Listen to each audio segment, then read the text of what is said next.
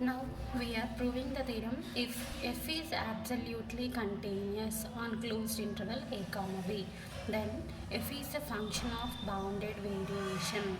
So we have f is absolutely continuous. That means by definition of absolute continuity, we have we have finite collection of intervals which are pairwise disjoint, and summation, the length of this interval is less than delta, then summation I is equals to 1 to n mod f of xi dash minus f of xi is less than epsilon. Then we have to show that f is a function of bounded variation. That means by definition of a function of bounded variation, a function f is said to be bounded variation. It should satisfy the condition the total variation is finite, that is TAB is finite. So we have f is absolutely continuous. So since by the definition it should satisfy these conditions, that means the f contains the subintervals, f contains the finite number of subintervals in closed interval a comma b, and which also satisfies this condition. Now we have to prove that f is function of bounded variation. To show that f is function of bounded variation, we have to prove that the total variation is finite, that is TAB is finite, since by the definition of function of bounded variation. So he given f is absolutely continuous on a comma b. So by definition of absolute continuity, for epsilon greater than 0 there exists a delta greater than 0 which satisfies the condition of absolute continuity, since he given f is a absolutely continuous on closed interval a comma b. Now we have to show that f is a function of bounded variation. For this we have to show that the total variation is finite. The total variation is finite అని చూపించాలి అని అంటే మనం ఏం చూపించాలి, total variational sum is finite అని చూపించాలి. So total variational sum is finite అని చూపించాలి అంటే, to apply the total variation we have first ఏముండాలి, పార్టీషన్ ఉండాలి. We have a partition, then the function F is set to be total variation sum if the total variation sum is defined as this condition.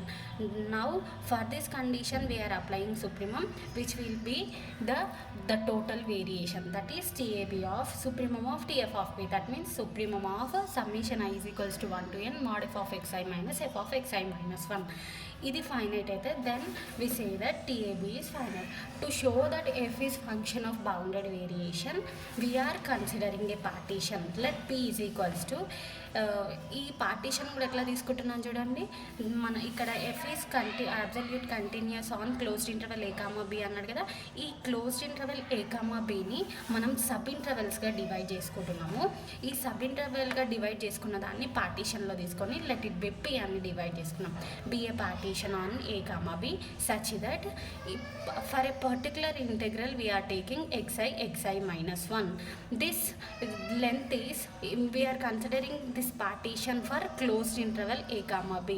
So the closed interval a comma b length ఏమవుతుంది, b minus a, so which is less than b minus a by n, where n is a large number. Suppose I have taken a comma b is equals to 1 comma 2 and n is large number, so we are taking suppose n equal to 10. Then a comma b కి length ఏంటి, b minus a. So 2 minus 1 by 10 అంటే 1 by 10, which is equals to 0.1, which is less than delta, no? So now we are considering by definition of absolute continuity, we have the finite collection of pairwise disjoint intervals, no? Since by hypothesis he given f is absolutely continuous on closed interval a comma b. So since f is absolute continuous, by definition we are taking the subintervals xi plus 1 and let p dash is equals to, ఇప్పుడు ఏం చేస్తున్నాము అని అంటే xi నుంచి xi plus 1కి మనము partition అంటే sub ఇంటర్వెల్స్గా divide చేసుకుంటున్నాము. ఈ సబ్ ఇంటర్వెల్స్ అన్నీ కలిపి let it be partition P dash అనేసి మనం అస్యూమ్ చేసుకుంటున్నాం for the closed interval xi plus 1. Then which here ఏముంటుంది, y1 y0 y1 is a subinterval, y1 y2 so on yk minus 1 yk. These are the sub intervals of xi comma xi plus 1, which is a finite number of intervals, no? So which is a finite collection of pairwise disjoint intervals. Why this we are considering this finite number of intervals means, since by hypothesis he given f is absolute continuous. In absolute continuous definition we have finite number of intervals in a closed interval a comma b. For this we are by this definition we are considering this finite collection of pairwise disjoint intervals, and by definition of absolute continuity we have summation I is equals to 1 to n xi dash minus xi is less than delta, and this condition, so which imply by definition of absolute continuous such that summation j is equals to 1 to k yj minus 1. In the definition of absolute continuous we have xi dash. In here we have the subintervals in terms of y, so we are substituting yj minus 1 which is less than delta, since by the definition of absolute continuous which is the condition. So for this condition now we are applying supremum condition. So supremum of this term, which is by definition of chudandi TAB of f is equals to supremum of TF of p. TF of p is definition summation I is equals to 1 to n f of xi minus f of xi minus 1. So here f of yj minus f of yj minus 1, this is the definition of TF of p. Like this term is like TF of p, that is total variation sum.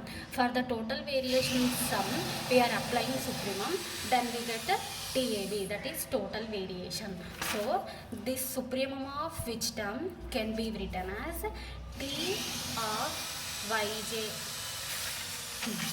T of this yj, y1, y2 so on are subintervals of xi plus 1. So this total term can be written as xi plus 1, which is less than or equals to epsilon. So this total term by the definition of total variation and total variation sum, which can be the sum, the supremum of this term can be written as total variation xi plus 1, which is less than or equals to epsilon. Okay, now is true for all I is equals to 0 to n minus 1. So therefore TAB of f is equals to, we are taking I is equals to for a 0 to n minus 1. So our summation I is equals to 0 to n minus 1 T of xi plus 1 of f. So we have from this equation T of xi plus 1 is less than epsilon, no? So which is less than or equals to summation of this term will be less than epsilon, since by this equation. So which term is written as epsilon. Epsilon is a constant, so which becomes outside, then we have which can be epsilon is constant, and we have summation I is equals to 0 to n minus 1 into 1.